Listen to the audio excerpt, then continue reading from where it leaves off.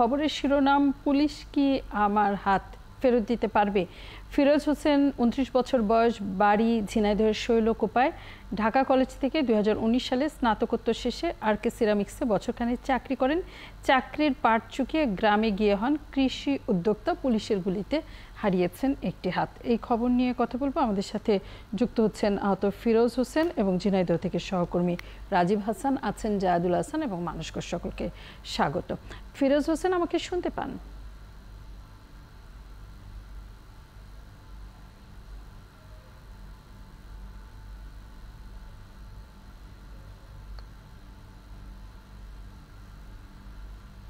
ফিরোজ হোসেন, আমি প্রতিবেদনে পড়ছিলাম, সহকর্মীদের মাধ্যমে খোঁজ খবর জানতে পারলাম যে আপনার চাচাতো ভাইকে থানায় ধরে নিয়ে গিয়েছিল। সেই খবর জানতে যাওয়ার পর পুলিশ গুলি করে এবং তার একটি এসে আপনার হাতে লাগে। কবেকার ঘটনা এবং তারপর এই ঘটনায় মামলা হয়েছে কিনা, আপনি কোনো ক্ষতিপূরণ চেয়েছেন কিনা, পেয়েছেন কিনা? এটা হয়ছিল গত মাসের 9 তারিখ।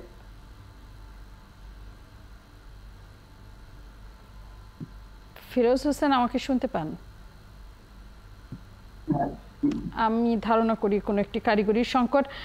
রাজীব হাসান ধারণা দিবেন ঘটনাটি সম্পর্কে, বিশেষ করে গুলিতে আহত হবার পরের পরিস্থিতি। রাজীব।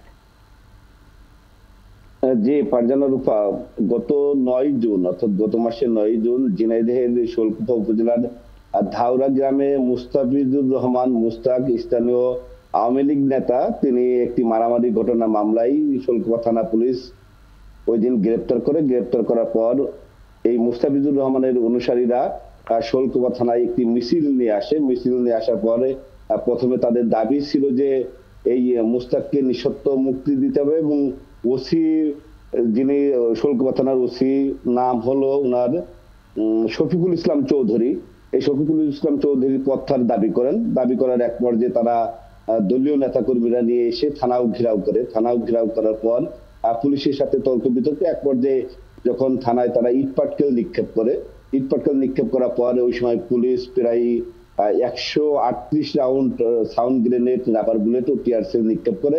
এই সময় শৈলকুপা থানার ওসি, তদন্ত সহ পুলিশের 6 জন এবং স্থানীয় যে জনতা যারা বিক্ষোভ করেছিল, হামলা চালিয়েছিল, তাদের ভিতরে 20-25 জন আহত হন এবং গুলিবিদ্ধ হন এবং গুলিবিদ্ধর ভিতরে ফিরোজ হোসেনও ছিল।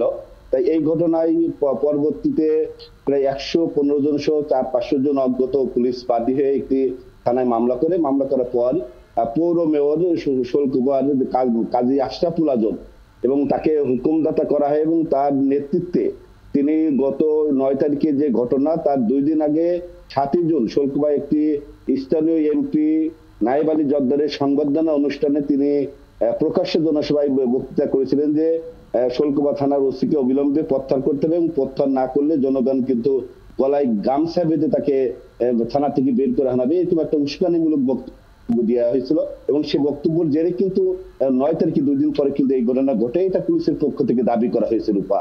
আর মামলা হওয়ার পরে এ পর্যন্ত 34 জনকে, অর্থাৎ পৌর মেয়রের ছেলে কাজী রাজীব সহ মোট 34 জনকে পুলিশ গ্রেপ্তারের মধ্যে আসামি করা হয়।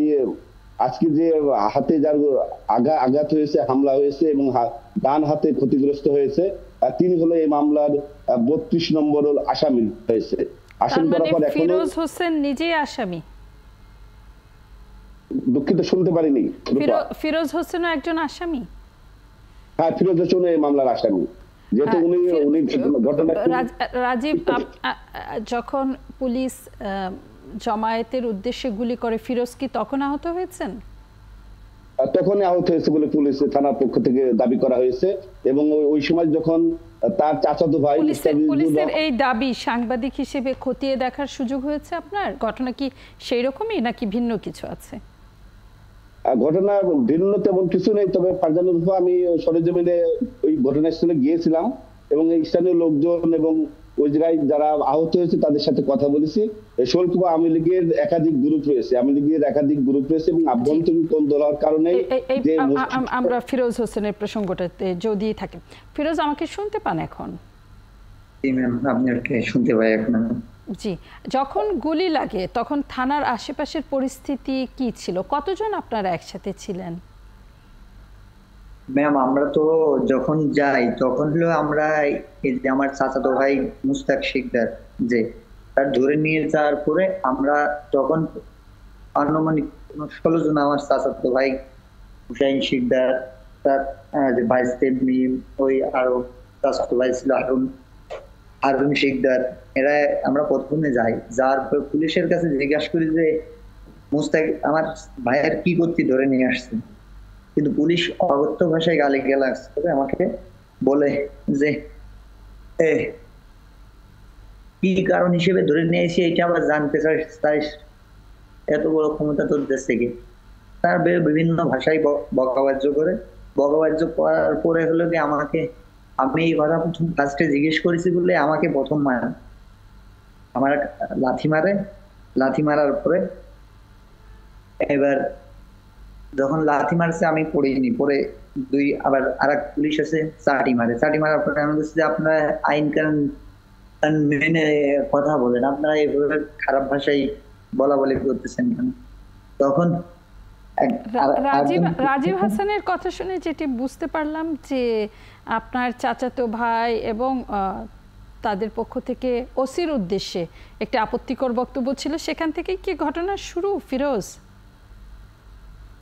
ম্যাম আমি এইটা আমি বলতে পারবো না, কারণ আমি জি। আপনি কি এই মামলার আসামি?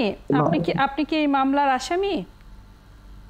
জি ম্যাম, আমার আসামি করা হয়েছে, আমি নিজেও জানতাম না।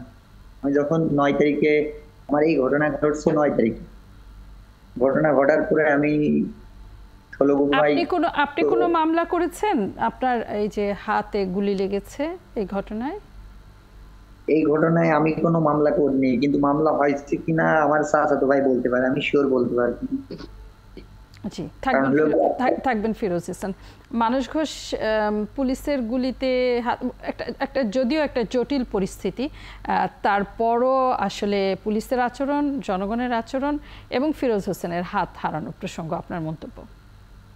না, আমি রাজীব হাসানের বক্তব্য শুনছিলাম, কিন্তু যে পত্রিকায় যে খবর এসেছে তার প্রেক্ষিতে মনে হয় যে ঘটনায় যে দাবি ফিরোজ করলেন এখানে, তার প্রেক্ষিতে মনে হয় এটি বড় ধরনের একটি তদন্তের দাবি রাখে। কারণ পুরোপুরি বিপরীত ধর্মী কথা যে থানা ঘেরাও হয়েছে এবং ঘেরাওয়ের থেকে বাঁচতে পুলিশের পক্ষ থেকে গুলি চালানো হয়েছে, যে বক্তব্যটি রাজীব পুলিশের পক্ষ যে দাবি করা হয়েছে সেটি জানালেন। অন্যদিকে ফিরোজ দাবি করলেন যে তারা তার ভাইকে, চাচাতো ভাইকে খবর জানতে হাসপাতালে গিয়ে হামলার শিকার হন এবং এক পর্যায়ে তাকে গুলি করা হয়। এই যে পুলিশের বিরুদ্ধে যদি এই অভিযোগটি প্রমাণিত হয়, এটি কিন্তু একটি গুরুতর অপরাধ। থানায় প্রকাশ্যে আরো অনেক জনকে সাক্ষী রেখে একজনকে গুলি করা, এমনকি আমি তো মনে করি যে থানা ঘেরাও হতেই পারে, কিন্তু সেখানে পুলিশ গুলি ছুটতে পারে এবং কারো গায়ে সেই গুলিটা লাগতে পারে। এটিও তো বাংলাদেশে এটি একটি খুব এটি আমরা চাইতে পারি না এই বাংলাদেশে। নিশ্চয়ই। জাহিদুল হাসান, শেষ মন্তব্য ছোট করে। না, একটু জানারও দরকার ছিল একটা লাইন। ফিরোজ শিকদার যদি বলেন যে ঘটনাটা কি পুলিশের থানার ভিতরে বলতে কম্পাউন্ডে না কোনো রুমের ভিতরে আপনাকে যে গুলি করলো? থানার গেটের থেকে 5 থেকে 6 মিটার দূরে হলে কি আমাকে ফেলাই দিছে। আচ্ছা, থানার কম্পাউন্ডের বাইরে। একটা কথা জিজ্ঞেস করেন, এইটা তো আমার করছে, এই ঘটনায় ঘটছে এবং বর্তমানে আমাদের গ্রামে শুনছে পুলিশের ভয়তে গ্রামে প্রায় 2-3 গ্রামের লোক। না, এটা হয় অনেক সময়, এই পুলিশের ভয়ে বা পুলিশ ভয় দেখায় এলাকা পুরুষশূন্য হয়ে যায়। এই ঘটনা বাংলাদেশে আরেকটা একজনের বুকের উপর তিরাশিল ভেঙে পড়েছে, পুলিশের ভয়তে দৌড় দিতে যায়, একজনের পাও ভেঙে গেছে। সেটা জানি, এটা ঘটে বাংলাদেশে। আপনার পুলিশের বিরুদ্ধে লড়াই করা তো সহজ কথা না। দীর্ঘদিনের একটা প্রতিষ্ঠান, তারা এই ধরনের অভ্যাস অনেকের আছে। তো রূপায় যে মানস ঘোষ বলছিলেন, আমি মনে করি যে ঘটনাটা আরো নিরপেক্ষ তদন্ত দরকার। নিরপেক্ষ বলতে এটা একদম নিরপেক্ষ তদন্ত দরকার, কারণ পুলিশ অনেক সময় বাড়াবাড়ি করে, এটা বলার অপেক্ষা রাখে না। বল প্রয়োগ কোন পর্যায়ে কতটুকু করবেন সেটা তো আপনার অনেক সময় এই নিয়ম কানুনগুলো পুলিশ মানতে চায় না।